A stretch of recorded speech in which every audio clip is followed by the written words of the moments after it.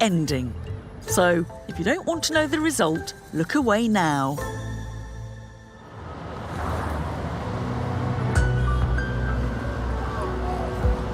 It was the 15th of March, 44 BC, and according to contemporary accounts, Julius Caesar was going to work.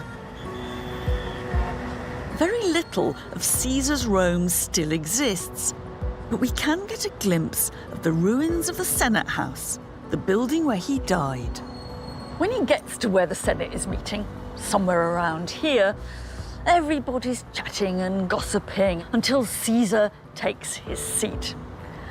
At that point, one of his friends, apparently wanting to ask him a favour, goes over to his chair and pulls on his toga.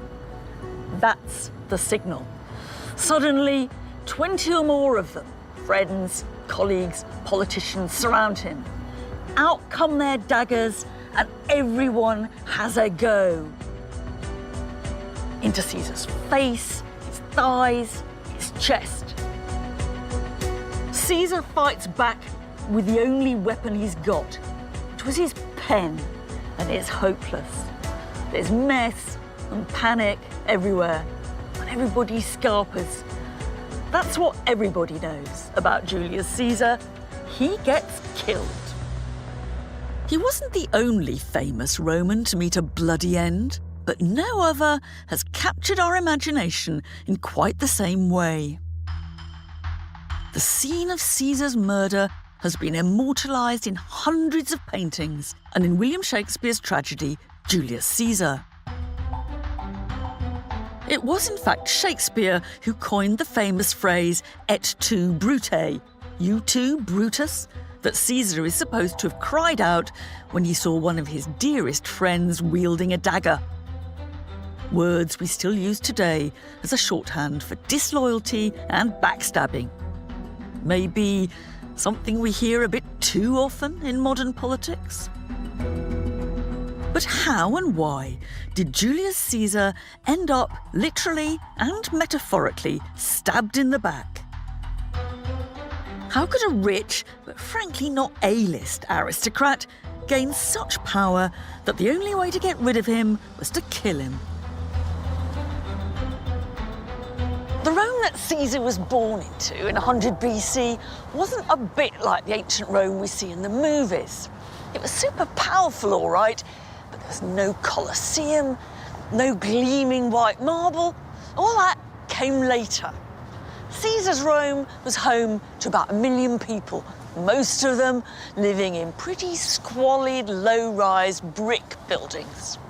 It was a sort of democracy, that's to say, everybody had a vote, apart from the women and the slaves, but real power was in the hands of a few rich, aristocratic families like Caesar's.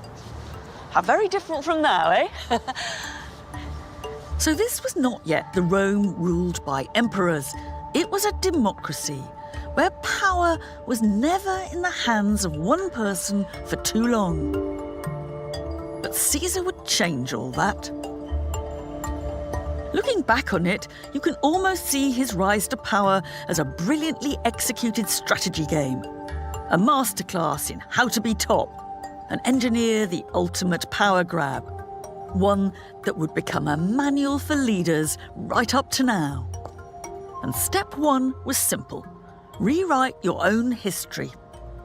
Caesar wasn't always marked out for success, but like all so-called great men, almost every aspect of his early life was eventually spun to suggest that he was, in Caesar's case, right back to his birth, C-section or not. It's a kind of creation myth. The truth is that his early career was actually pretty ordinary, playing by the rules. Like all Roman posh boys.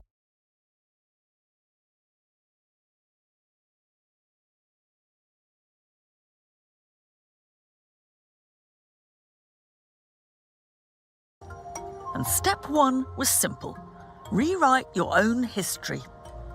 Caesar wasn't always marked out for success, But like all so-called great men, almost every aspect of his early life was eventually spun to suggest that he was, in Caesar's case, right back to his birth, C-section or not. It's kind of creation myth. The truth is that his early career was actually pretty ordinary, playing by the rules. Like all Roman posh boys.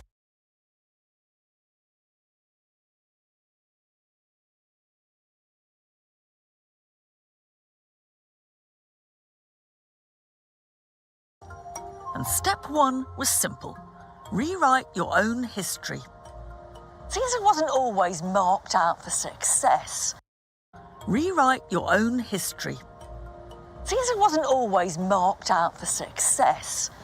But like all so-called great men, almost every aspect of his early life was eventually spun to suggest that he was, in Caesar's case, right back to his birth.